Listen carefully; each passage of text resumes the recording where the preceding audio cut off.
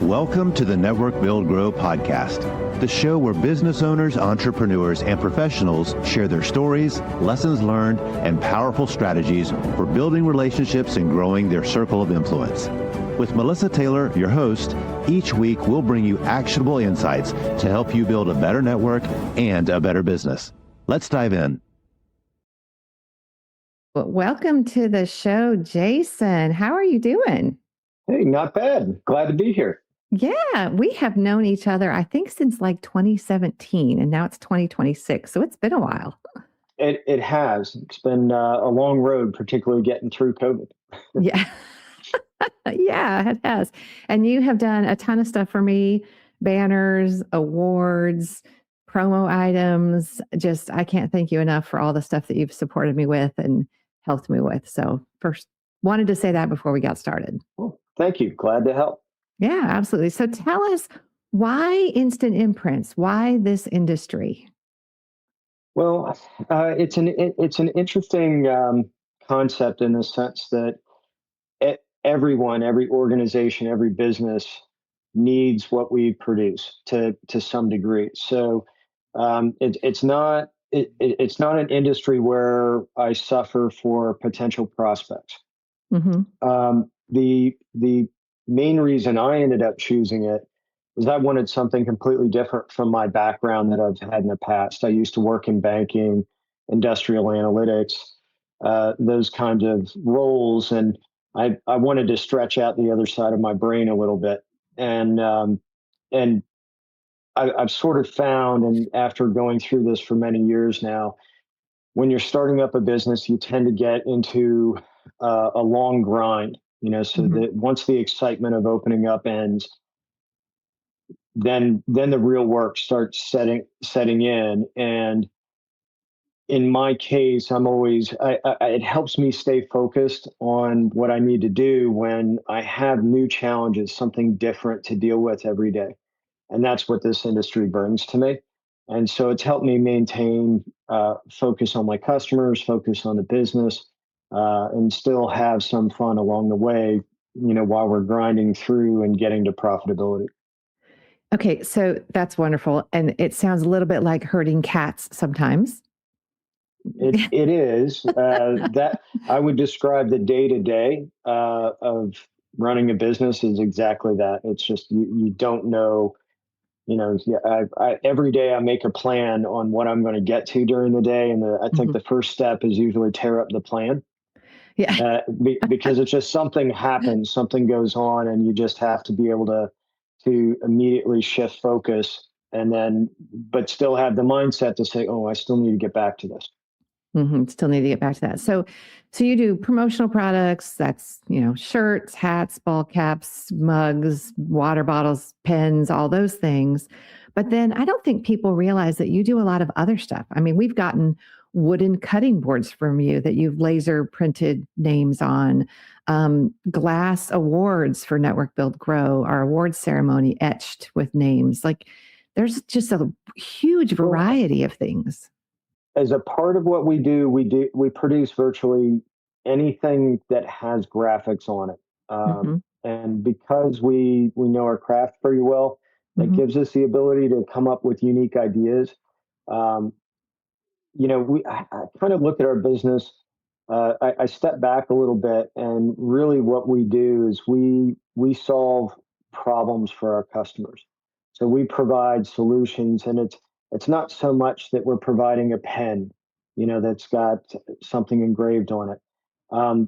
That's not really what we do. Yes, we are providing these pens, but what we're doing is we're trying to solve, brand recognition issues for our customers. Sometimes the customer knows exactly what they want. Sometimes they don't. And we when given the chance, we like to step back and say, what is it you're trying to achieve? When you think of branded apparel in a company, small to mid-sized company, brand apparel is more like a team uniform. So if you're trying to create a team environment and bring your people together, the best way to do it is have some sort of a uniform. if it is trying to get recognition on new customers and you're a landscaper, maybe vehicle graphics. So we try and step back and try and figure out what is it that you're trying to achieve. Another good example is we we were working with a chiropractor, and the chiropractor is like, well, I need some more customers, but they're a small office. She's the only one working in it. And what we realized is, she's already pretty busy. And if we go do a large direct mail campaign for her and help her in that way, she, she can't physically take all the new customers. So we Mm-hmm. sat down and started figuring out where's the more profitable customers coming from, and it's referrals from doctors. So now instead of a large campaign that's just a shotgun attempt to the whole to a 5 mile radius of their office, it is, let's get something much more targeted to the doctors that refer the better, the more profitable patients. Mm-hmm. So we we get involved in brand strategy, marketing strategy, but very often it's someone will call me up, such as yourself, and say, "Hey, I need 15 cups." Yeah. We can do that. So Yeah. it's just we try and figure out what's our customer need, and then try and fit a product to that. Yeah. Now, truth be told, I don't think I've ever called you knowing what I wanted. Um, I usually call you and say, Jason, do you have something like this or that? And then your staff gives me options, which is wonderful. Last time I stopped by your place, I think you were making laser wood Christmas ornaments for somebody. Oh, They yes. were beautiful. Yeah, and that's kind of that gets into, you you had mentioned earlier the herding cats. So that was an order where the customer said, "Hey, I need 100 of these," and time wasn't an issue. We were 2 to 3 weeks out from Christmas. They liked it so much, they turned around and said, "Well, we really need 1,800 of these." Ah, And I'm like, "Oh my goodness, they take 4.5 minutes a piece." wow. Um, so then you have to switch modes. Particularly as an entrepreneur, you got to figure out. It's like, well, I'm doing this job. What's it going to take? And what we ultimately had to do is split the staff up into 3 shifts, Yeah. and keep the equipment running. So that that's something that we're also, as a relatively small and nimble business, we can still deliver on these massive orders, but that again, that really takes that that takes a business owner that's going to sit there and say, all right, it's not done. What do I have to do? And we're an insurance policy. If you'd ordered Mm-hmm. that from, let's say, an online competitor, Mm-hmm. maybe you're going to get it, maybe you're not. Maybe you can save some money doing that. Um, However, one of those online competitors are not going to split their staff into 3 shifts to make sure it gets done on time. Right. Um, in 7+ years, I can count on one hand the amount of times we didn't have an order done on time. And usually, in almost all of those cases, we were able to provide something else. It's just that particular item either got lost, the supply chain, creates an issue, but Mm-hmm. we're able to turn around and say, well, I've got this in stock. I can give you this instead. That's So good. we never leave a customer empty handed, Mm-hmm. if you will, when they need something. Yeah. All right. So let's talk about your business growth and how has networking played a part in building your business? Well, to a large degree, networking is everything for us. And the reason it's everything for us is when we're able to connect one on one directly with someone, a prospect or an existing customer that we're trying to get back in the door. That face to face interaction creates a much stronger business relationship down the road. Mm-hmm. If someone comes to us and they've replied online to an ad, or they found us on Google or whatnot, we're just a vendor. When I connect with someone through networking, I'm able to convey a much more important concept for us, which is we're a partner. Vendors are disposable. Okay, Mm-hmm. partners are not. And so much in the way you're saying, hey, I don't know what I want. I'm going to call and get ideas.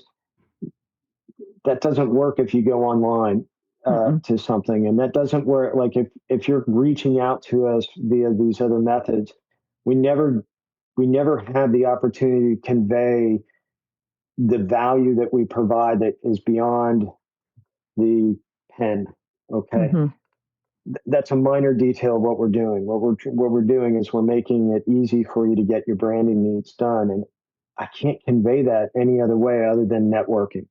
So that Mm-hmm. relationship is key. And through networking groups, it, if I look back, I think my top 10, maybe even top 20 customers were acquired through networking and networking groups. And they're, we get to a relationship that is just so much more valuable. Mm-hmm. Yeah, because you get the repeat customers, lifetime value increases. Yeah, and those customers, two of them now have changed organizations, and they've brought us in to their Mm-hmm. new organization. And so when you have that strong relationship that you built with someone and they move, in most cases I keep the old relationship, now I've got a new one. So that one connection becomes two. And then Mm-hmm. when they refer us to someone else, that becomes three, that becomes four. Mm-hmm. 65% of our orders are repeat orders. Um, and that, I mean, from a marketing, you spend all this money to go meet somebody and market and acquire a customer. Um, Keep them. to keep them is so much more about, like, Yeah. all right, great. I know that next month I'm going to at least have 60% of the business I had this month.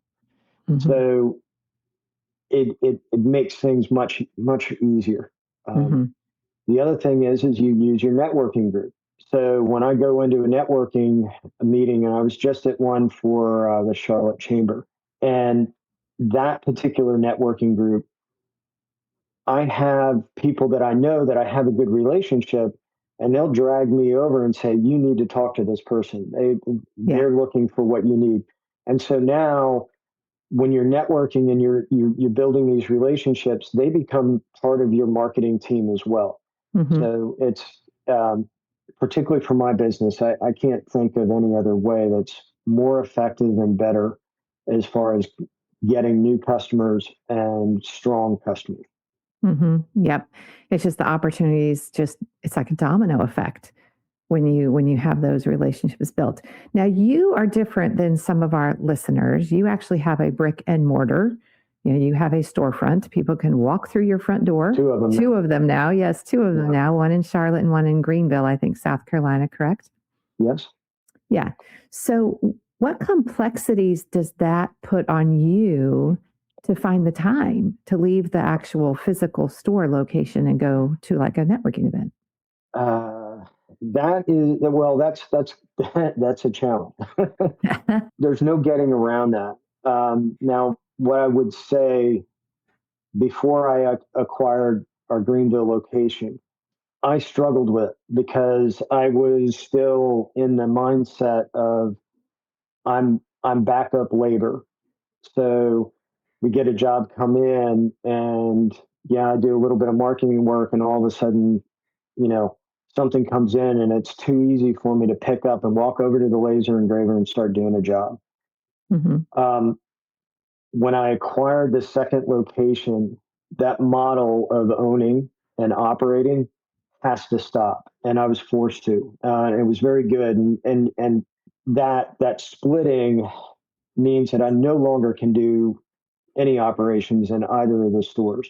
Mm-hmm. I have to deal with the management of the locations and and and and change my team structure. And once I've changed my team structure, like in Charlotte right now, it runs itself. As a matter of fact, if I try and interject in the operations there, I'm going to mess things up. Mm. So it now my focus is much more on get out, network, go to sign up for every possible networking event that I can. Now, that distance, I don't really recommend having locations that far apart.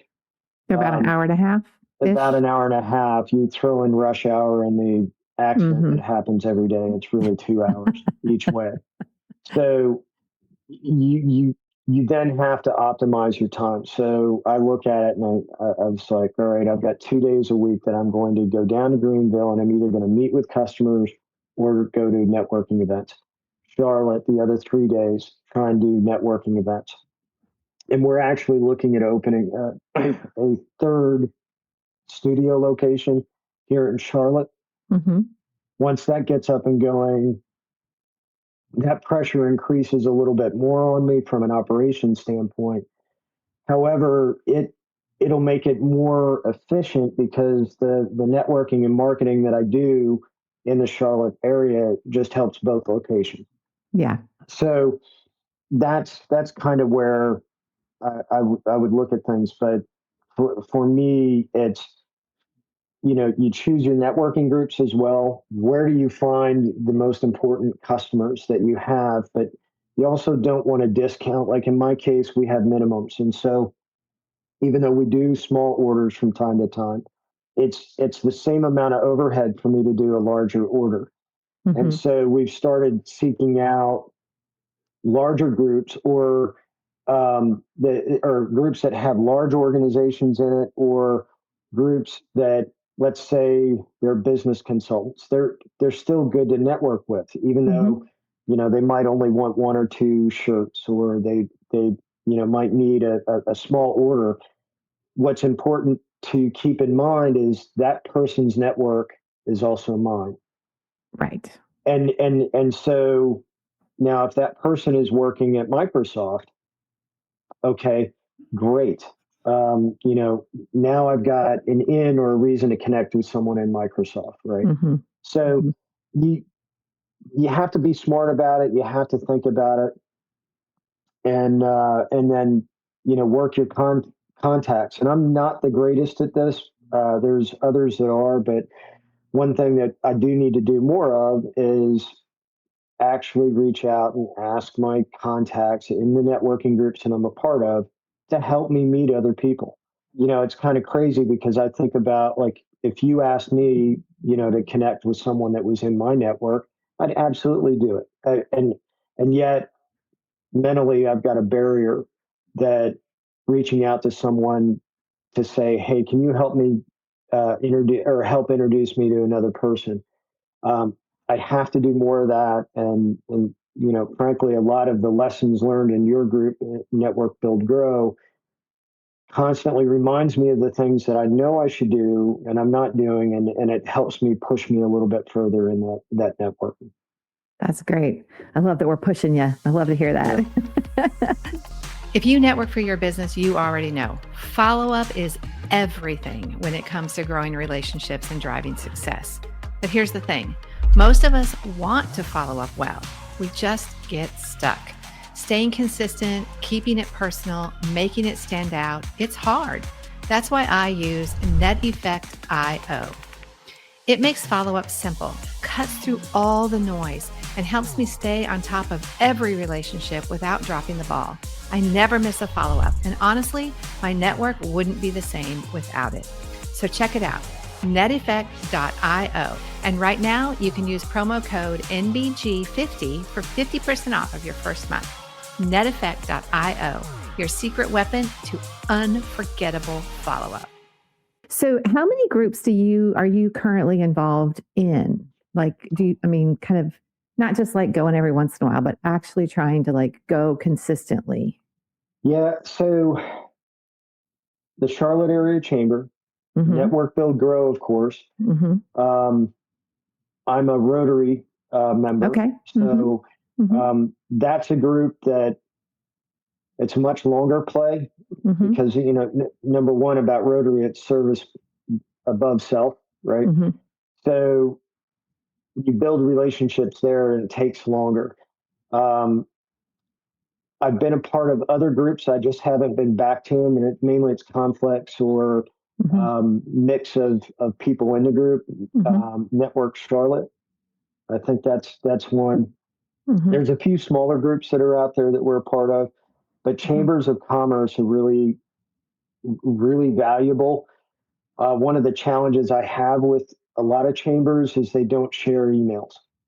Yeah. And so what I like to do, and what I did that was very successful with Charlotte area chamber, is I was able to get a hold of the email addresses and just send out an email to everybody saying, look, I want to get to know you. I want to have a one-on-one connection. It's hard for me to recommend someone when I don't know what you do. Mm-hmm. And within an hour of sending out those emails, I had 40 appointments. Wow. So, thinking about how you use those groups, but let's say I'll pick on the Greer Chamber of Commerce down in South Carolina. Mm-hmm. They will not share emails. Yeah.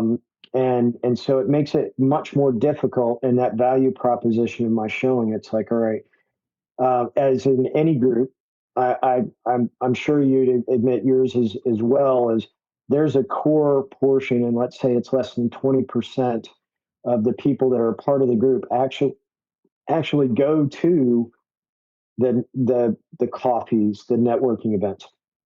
So it's important to me when I look at a group, how easy it is for me to connect with everyone. Because like I go to the Charlotte Chamber meetings, and it's the same,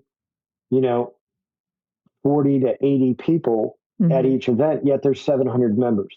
Yeah. So that's where you've got to leverage your network a little bit. And it's like, all right, if I know Melissa's in this group, Melissa, do you know these other people? I can't get to them. I don't know what their email is. Can you help make that connection? And maybe, that's a way to do it, but it does take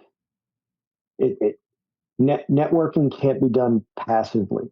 Right. Is the way I look at it. You've got to actively work it in the same way that you would work your social media campaigns or anything. Absolutely. Yeah. I tell people all the time, you can't just go to the event. That's not enough. Yeah. That's just not enough. And you're right. 20 to 30% of people in a group actually consistently go to the events for you to get to know them there. And you have to, like you said, actively, not passively, work on getting to know them. I'm a member of an association, and that association, our meetings have like 300 people at them. Well, there's no way you could meet everybody, and half of them are vendors probably. So I take the little book and I go through it one by one and reach out to every single person, because that's the only way that you're going to get to actually build a relationship with them. Just takes time. An organization that's like that for us is the Hospitality and Tourism Alliance. Yeah. Love that group. Yeah. Any given one of those customers have the chance of doubling my revenue. Yeah. It's a hard group to penetrate. And it's one that's been kind of slow because they don't have a lot of events as well. So that's one that, one thing I've done now, I've had a staffing change. I need to bring another person on board to do this, but I had someone actually, and I have good access to data on people through Zoom Info. It's part of our franchise offering. But I had someone going through the list of people, looking them up to find their email, find their mobile number, which is pretty easy on Zoom Info, and calling and setting up appointments. It's a lot more work to do that. It's something as an owner of multiple locations I can't do. So I actually do have to outsource that work or hire for it. But that was pretty effective as far as getting into people and getting in front of them. But again, the larger the organization for us, the more difficult it is for us to get in, but the payoff's there. So I tend to, it's like fishing. Be patient, throw out a large hook with a large bait to get that large customer. Because for like my business concept, 14 large customers is all I need to break even. So if I had 14 of them, and then all the rest of my normal day-to-day business that we do is extra and on the top. So organizations like that are very key, but boy, it's hard to penetrate and get through those groups. But it's you got to work your network. And like you said, there's a difference between prospecting and networking, because like you said, when you're networking, the person in front of you might not be that large organization, but they might know the person that's in that large organization.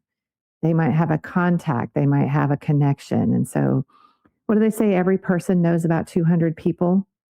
So, the more you network, the bigger your circle of influence gets exponentially. And what I would sort of say to that is certainly within your group, because you're about networking, the folks that are in networking groups probably know a whole lot more. A whole lot more. And so that goes beyond the, and we had a good discussion in one of your huddles where we were talking about, do your friends and family know what you do?